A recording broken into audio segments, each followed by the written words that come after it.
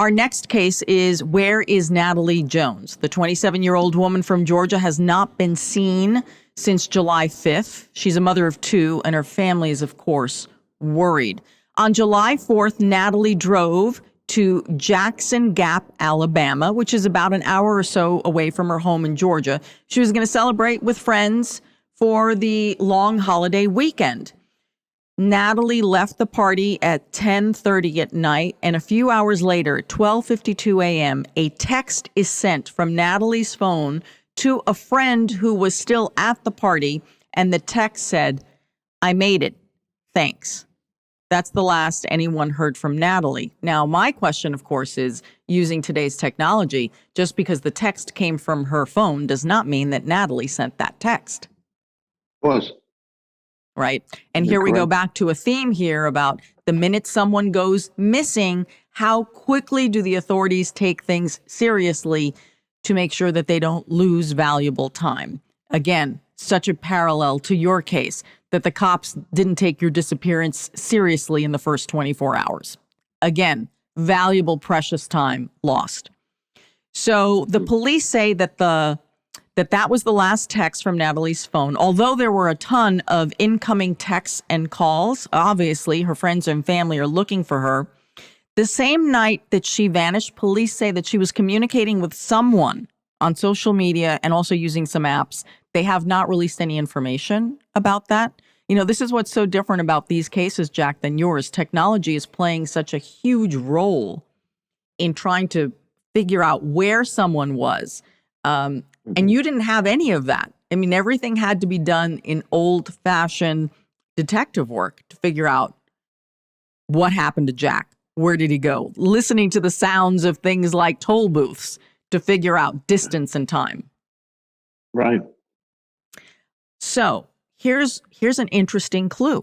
Talking about technology, on July 5th, Natalie's phone pinged off of a cell tower in Heard County at 5:15 a.m. This is on the opposite end of the county from where Natalie lives. So the question is, why was she there? And that's it. No one's heard from her since. Now, I do believe that, especially when you have a case like a parent, that when a parent disappears and there is no word from them, meaning no attempt to reach the children, credit card hasn't been used, cell phone, nothing.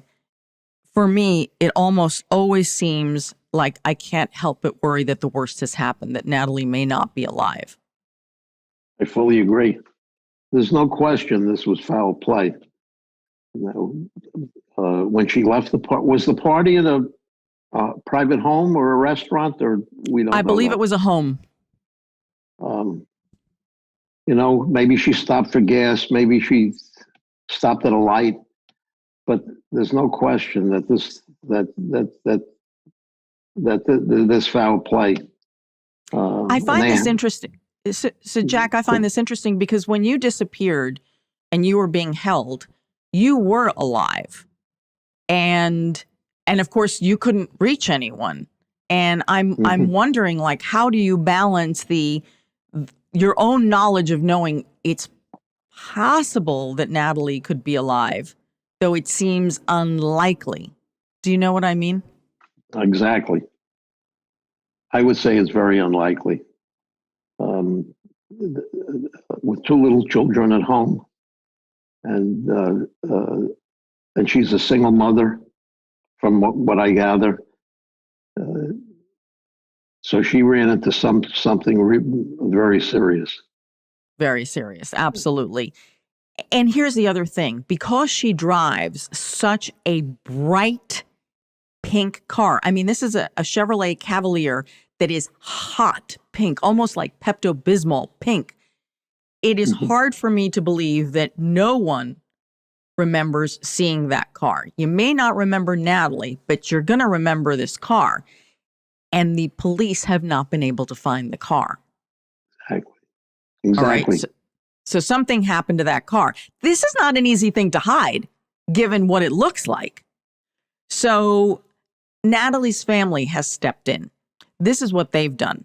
They actually have taken the route that she most likely took and they have kind of been retracing her steps, and they've been doing it in segments. They've been driving it. They've been doing motorcycles. They're going down dirt roads, and then they're sending up drones. Thank you. They're sending up drones to take a look, especially like in the forest, and they haven't been able to find anything, and they're absolutely desperate for her return. And here's the other thing. The family says this is absolutely not like Natalie. Just like your wife said to the cops, it's not like my husband to just disappear like this. Correct. Especially with two little ones, so. Exactly. So the police themselves have also conducted ground and air searches for her. So far, nothing. It's a 2002 hot pink Chevy Cavalier. Natalie is 5'3", about 130 pounds, with brown hair and blonde highlights. We've, of course, putting up photos for everyone. But we also want to remind people she's got tattoos, which could be very helpful, because if, God forbid, she's also being held by someone and you were to see her in a convenience store, the tattoos would be indicative of having the right person there. So she's got one on her left wrist that says Isaac and one on the right that says Trent. And at the time of her disappearance, she was wearing a pink and white striped top, white shorts, and the Georgia Bureau of Investigation is on this case. They're very good. So hopefully something will come up.